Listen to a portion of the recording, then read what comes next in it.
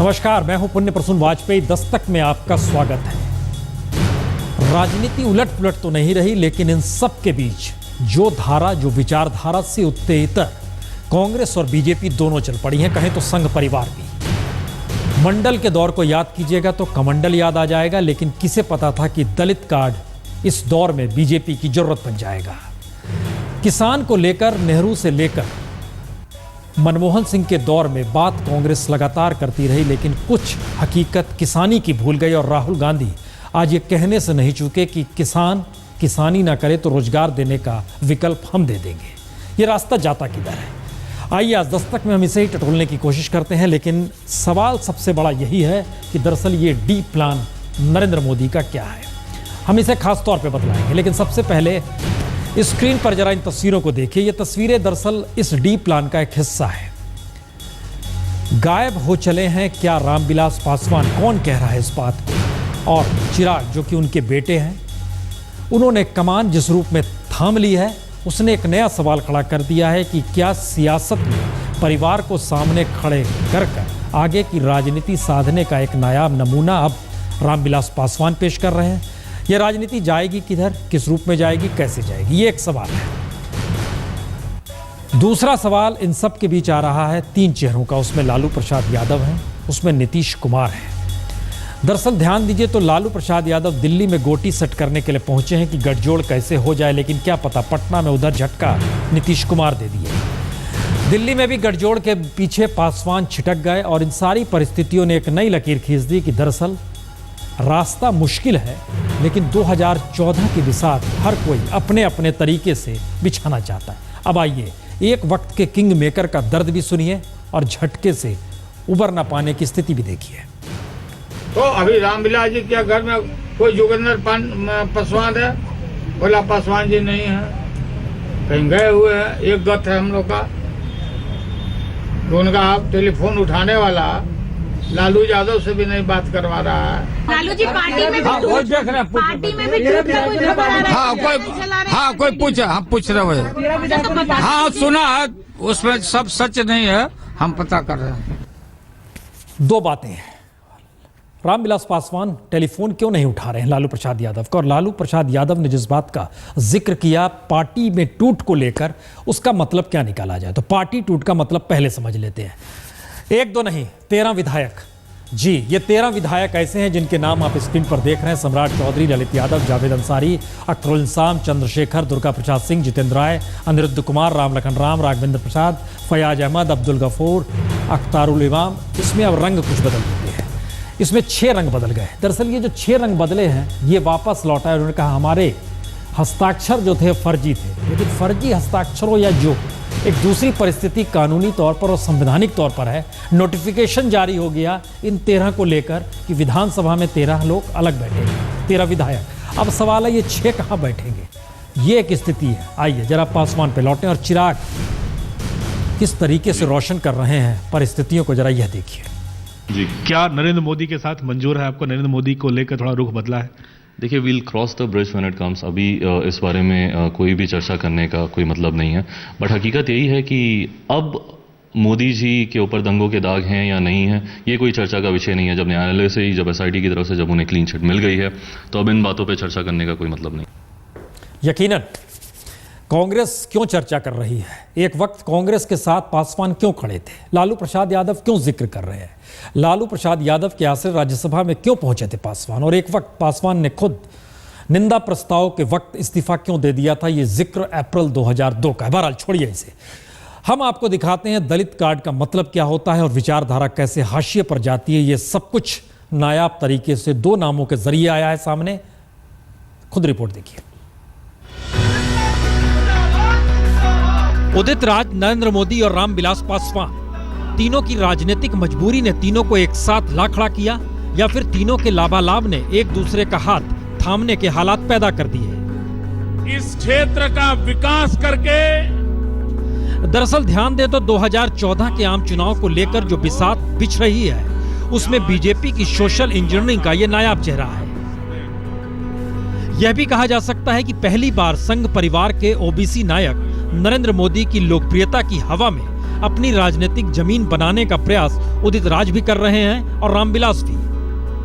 हो जो भी, लेकिन राजनीतिक गठबंधन इस तरीके से करवट लेगा यह बीजेपी ने तो कभी नहीं सोचा होगा, बल्कि संघ परिवार को तो सोते में भी इसका एहसास नहीं होगा कि जिस जातीय राजनीति का पाठ उसने कभी अपने राजनीतिक स्वयंसेवकों को नहीं पढ़ाया, वो कैसे संघ परिवार के सबसे मुखर स्वयंसेवक के साथ आ खड़ा हुआ है और राजनीति में सफलता दिखा रहा है। दरअसल उदित राज हो या रामविलास पासवान, दोनों ने जातीय राजनीति के आश्रय पहला निशाना हमेशा बीजेपी पर ही साधा है। क्योंकि इतिहास के पन्नों को पलटिए तो 1990 में मंडल कमीशन का विरोध बीजेपी खुले तौर पर कर रही थी और संघ परिवार तो मंडल कमीशन को पचाने की स्थिति में नहीं थी। उस वक्त वीपी सिंह ने और किसी को नहीं बल्कि रामविलास पासवान को ही सड़क पर उतारा था और बकायदा दलित सेना के आश्रय रामविलास पासवान ही मुखर होकर बीजेपी की राजनीति पर निशाना साध रहे थे और बीजेपी को मनुवादी करार देने से चूक नहीं रहे थे। इन पन्नों को और पलटिएगा तो 4 नवंबर 2001 में बौद्ध धर्म अपनाकर उदित राज ने संघ परिवार पर सीधा निशाना साधा था और बीजेपी की हिंदुत्व की थ्योरी पर सीधे तरीके से चोट भी की थी।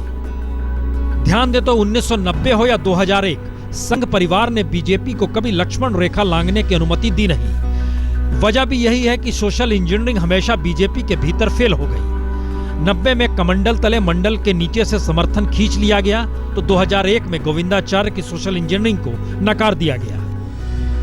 लेकिन अब इतिहास के पन्नों को मिटाकर नया इतिहास ही 2014 के लोकसभा चुनाव के लिए लिखा जा रहा है। तो मोदी की चुनावी बिसात पर उदित राज हो या पासवान, ये प्यादा हो या वजीर, लेकिन तय नरेंद्र मोदी करेंगे, यह संकेत काफी दिलचस्प है। क्योंकि नरेंद्र मोदी लगातार हिंदुत्व राष्ट्रीयता की बात करते रहे हैं, जबकि दलित राजनीति या कहीं अम्बेडकर की सोच इसके आगे की थी। उसका एक नायाब विस्तार था। लेकिन सवाल लोकसभा की कुल 543 में से बिहार और यूपी की 120 सीटों का है, तो ऐसे में हिंदुत्व की कौन सी प्रयोगशाला और दलित वोट बैंक के जरिए और दलित वोट बैंक में सेंध लगाने के लिए सोशल इंजीनियरिंग को नकारेगा कौन? अब इंतजार करना होगा आगे होता क्या है। आज तक ब्यूरो। दरअसल बाहर से ऐसा लग सकता है कि राजनीतिक बिसात जो दलित कार्ड के जरिए बीजेपी बिछा रही है वो सिर्फ बीजेपी बिछा रही है, यकीनन नहीं। सिर्फ 4 दिन हुए हैं, 4 दिन पहले ही उदित राज मिलने गए थे। उनका पहले नाम रामराज हुआ करता था। जब उन्होंने बौद्ध धर्म अपनाया तो उदित राज नाम रख लिया। उस समय सर मुंडाया था और ब्राह्मणवादी सोच को लेकर सीधा हमला किया था संघ परिवार पर। ये जानते थे कि दरअसल संघ परिवार इसे भूला नहीं होगा। 4 दिन पहले झंडेवालान में सुरेश सोनी से मुलाकात हुई थी उदित राज की। उसी समय ये बातें निकल कर आई और वो शरीक हो गए। और इन सब के बीच बीजेपी के नेताओं ने मुलाकात की रामविलास पासवान से, पहले टेलीफोन पर और उसके बाद बंद कमरे में। यह सिलसिला भी आगे बढ़ा, लेकिन बिहार में इसको लेकर उथल पुथल है। बीजेपी के नेता बिहार से निकल कर आए और कोई नहीं, कद्दावर नेता है अश्विनी चौबे। देखिए वो क्या कहते हैं। रामविलास पासवान बिहार की राजनीति में आज से नहीं है जी, 77 से तो लगातार। और जिस तरीके से उन्होंने अपनी पहचान राजनीतिक तौर पर बनाई, उसमें दल बदलने से लेकर केंद्र में मंत्री के तौर पर स्थापित खुद को बनाए रखने के लिए, दरअसल इस देश में 2 ही नाम लिए जाते हैं, एक पासवान, दूसरा अजीत सिंह। बहरहाल पासवान से लाभ किसे है, घाटा किसे है, हम अगली रिपोर्ट पर आए। पहले ये देख लीजिए बीजेपी को पासवान से लाभ क्या। दलित बहुल सीटों पर अपने पक्ष में कर सकती है। नुकसान यह है कि जेडीयू के महादलित बैंक में सेंध लगा सकती है बीजेपी पासवान से नुकसान। पर आगे बात बढ़ाते हैं। बीजेपी के बिहार नेताओं में कलह निपटाना पहली चुनौती होगी। पासवान की छवि दल बदलू नेता के कुछ नुकसान भी हो सकता है। ये सारे सवाल हैं जो कि पासवान को लेकर बीजेपी के भीतर घूम रहे हैं। बात है कि दरअसल 120 सीटें ऐसी हैं जो यूपी और बिहार की है। उस जगह पर दलित वोट बैंक बड़ा मायने रखता है। 20 से 24% का हिस्सा ऐसा है जो दलित वोट बैंक है। बीजेपी की तरफ देखिए तो ना कोई चेहरा है, ना कोई गठबंधन में साथी खड़ा है। बीजेपी के लिए तो बल्ले बल्ले की स्थिति है। जरा इस रिपोर्ट को भी देखिए। यूपी बिहार में लोकसभा की कुल 120 सीटों में से बीजेपी के सोशल इंजीनियरिंग का यह सबसे बड़ा सियासी दांव है। उदित राज यूपी के हैं और यूपी में मायावती के वोट बैंक में सेंध लगाने के लिए बीजेपी के पास अभी तक कोई चेहरा नहीं था। तो सवाल है, क्या उदित राज बीजेपी का नया चेहरा हो सकते हैं? वहीं बिहार में भी बीजेपी के पास दलित वोट के लिए कोई चेहरा नहीं था। ऐसे में रामविलास पासवान अगर बीजेपी के साथ आ जाते हैं तो फिर बिहार में बीजेपी को बड़ा लाभालाभ हो सकता है, क्योंकि पासवान के पक्ष में दलितों के वोट सबसे ज्यादा पड़ते रहे हैं। ऐसे में बीजेपी के साथ पासवान अगर मिलते हैं तो जातीय गणित बीजेपी को भी जीत दिलाएगा और पासवान को भी राजनीतिक जीत का लाभ मिलेगा। अगर आंकड़ों के लिहाज से समझे तो बिहार में 23% दलित हैं और 2009 के लोकसभा चुनाव में दलित वोट बैंक में से रामविलास पासवान की पार्टी को सबसे ज्यादा 29% वोट मिले थे और बीजेपी को सबसे कम 8.5% वोट। ऐसे में दोनों अगर मिल जाते हैं तो 37.5% वोट बीजेपी एलजेपी गठबंधन के पास होगा, जो नीतीश के 23% और लालू के 16.5% से कहीं आगे होगा। यानी बिहार की उन 12 सीटों पर बीजेपी एलजेपी का सियासी गठबंधन मुस्लिम वोट बैंक की धार को बेअसर कर सकता है, जिसके आसरे लालू, नीतीश या कांग्रेस अभी तक बीजेपी को मात देते आए हैं या सीधे कहीं बीजेपी आगे बढ़ नहीं पाई। हालांकि उदित राज के जरिए बीजेपी यूपी में कोई चुनावी गणित बदल सकती है या मायावती के वोट बैंक में सेंध लगा सकती है, ये कहना जल्दबाजी होगा। लेकिन उदित राज की पहचान के साथ बीजेपी को 3 लाभ तो मिल ही सकते हैं। पहला, यूपी में मायावती की काट के तौर पर उदित राज का इस्तेमाल होगा।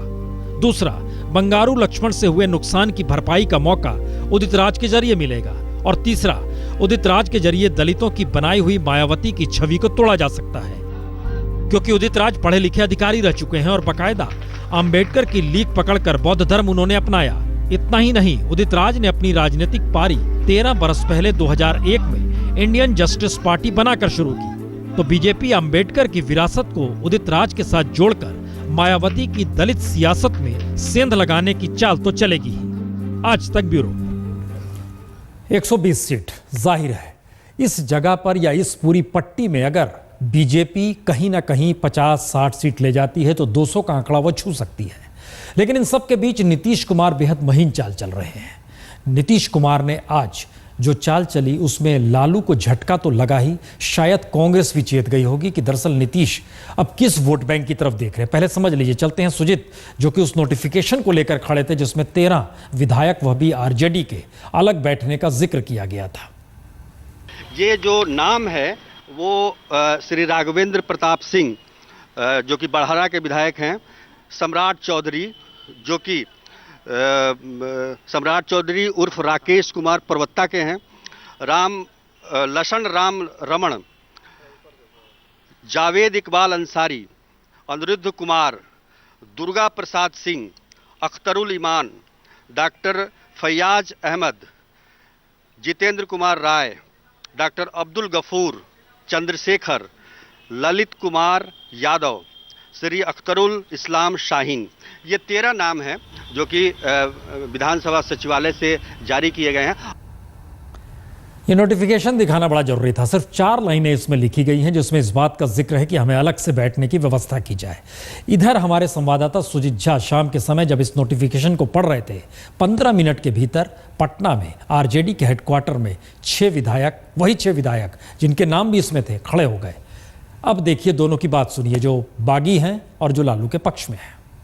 से बना टूट कर बात नहीं है। बात यह है कि जहां हम लोग हैं, जिस दल में थे पहले, समझे, तो आज हम लोग देख रहे थे 7-8 महीने से, 9 महीने से, जब से लालू जी जेल से निकले उसके बाद भी ये देखने को मिला कि पार्टी अपने पार्टी पर कम, सेकुलरिज्म पर कम और कांग्रेस की चमचागिरी में ज्यादा लगी हुई है। कि बिहार में जो लड़ाई है वो धीमी पड़ती जा रही है और राष्ट्रीय जनता दल एक तरह से कांग्रेस का बी टीम बनता जा रहा है और कांग्रेस के ही गोद में खेलने का काम कर रहा है। इसलिए अब हम लोगों को राष्ट्रीय जनता दल में रहने का कोई औचित्य ही नहीं रहता, या तो कांग्रेस में ही राजद विलय कर जाए। प्रत्येक दिन जब सेशन चलता है तो हम लोग ध्यान आकर्षण पर सभी विधायक से सिग्नेचर कराया जाता है। हम लोग एक नहीं 100 बार सिग्नेचर किए हैं। कब हम लोग के साथ छल किया गया, किस कागज का दुरुपयोग किया गया, ये निश्चित रूप से हम लोग के साथ यही हुआ है, तमाम विधायकों के साथ यही। हम लोग लालू जी के साथ हैं, लालू जी के साथ रहेंगे, लालू जी हमारे नेता है, नेता रहेंगे। लेकिन ये 13 लोगों का नाम आखिर आया कैसे? ये धोखा दिया गया है, धोखा से आया है। धोखा, फर्जी हस्ताक्षर हमारे नहीं, लेकिन नोटिफिकेशन जारी है। जाहिर तौर पर इसके 2 मतलब हैं। नोटिफिकेशन कटघरे में हो या ना ही हो, लेकिन नोटिफिकेशन रद्द सामान्य तौर पर होता नहीं है। इसका एक मतलब यह है कि विधानसभा के भीतर इस नोटिफिकेशन के तहत इन 13 विधायकों की अलग से बैठने की व्यवस्था होगी। इनमें से जो 7 खड़े होंगे नीतीश के, उन्हें लाभ भी मिलेगा। बाकी जो 7 नहीं खड़े होंगे वो दरअसल देखेंगे कि उनके अनुकूल परिस्थिति बनती कब है या नहीं बनती है। ये सारी परिस्थितियां टकराव की है। लेकिन यूपी में लौटिए दोबारा। यूपी में किसे पता था कि एक वक्त के मौलाना मुलायम जिस तरीके से साधते थे उसमें अलीगढ़ मुस्लिम यूनिवर्सिटी में एक वक्त उनका स्वागत होता था, रेड कारपेट बिछा दी जाती थी। इस बार भी भाषण देने की बात आई लेकिन कांटे थे।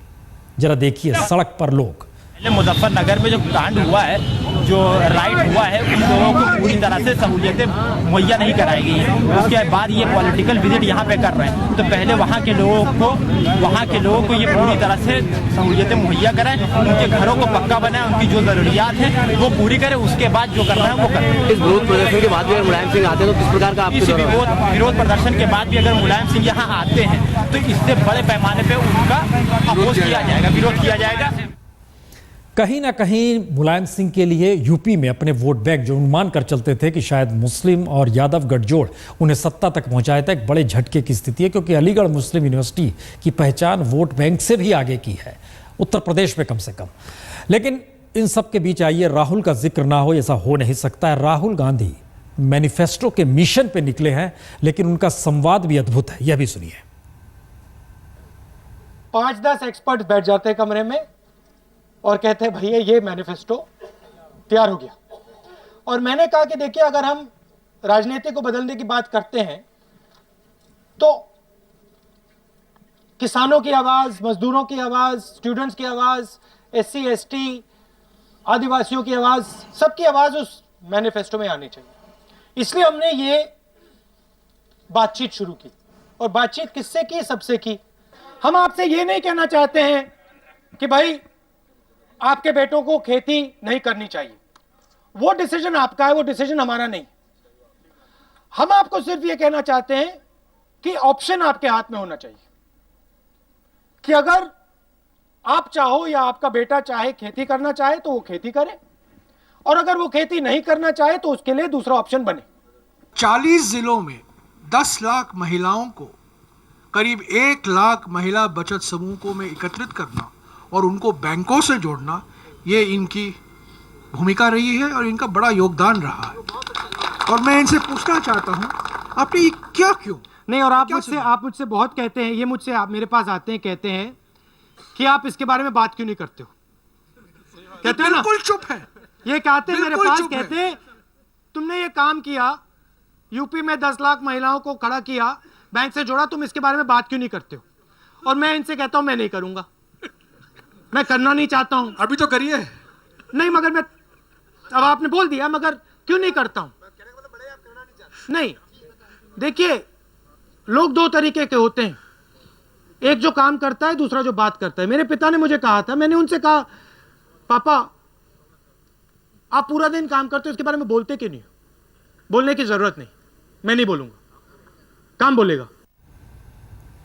मौका मिले तो पलट के देखिएगा, 2004 में जो पेस्टिसाइड की कीमत थी, जो बीज की कीमत थी, जो खाद की कीमत थी, और उस वक्त किसानी के दौर में जो मजदूरी होती थी, और अब 2014 में इन तीनों की स्थिति में औसतन 3% की बढ़ोतरी हुई है। लेकिन समर्थन मूल्य इस दौर में सिर्फ 22% ज़्यादा बढ़ा है। अब आप कल्पना कीजिए कि किसानी कोई क्यों करेगा, और इन सब के बीच जमीन हथियाने की परिस्थिति में लगभग 8% खेती की जमीन इस दौर में रियल एस्टेट के पास चली गई है, औद्योगिकरण के नाम पे हड़प ली गई है। ये सारी परिस्थितियां इसी दौर में हुई है। दरअसल ब्रेक से पहले गलती हो गई। मसला यह है कि 2004 में किसान जो खेती करते थे, पेस्टिसाइड, फर्टिलाइजर, बीज, मजदूरी और साथ ही पानी, इन सब में लगभग 3 गुने की वृद्धि हुई है, और इस दौर में समर्थन मूल्य सिर्फ 22% बढ़ा है। इसीलिए हमें फिर से आना पड़ा ये बताने के लिए कि देखिए, इसीलिए संसद के भीतर भी सिर्फ मारधाड़ होती है, नीतियां नहीं बनती हैं। जरा देखिए सोचो।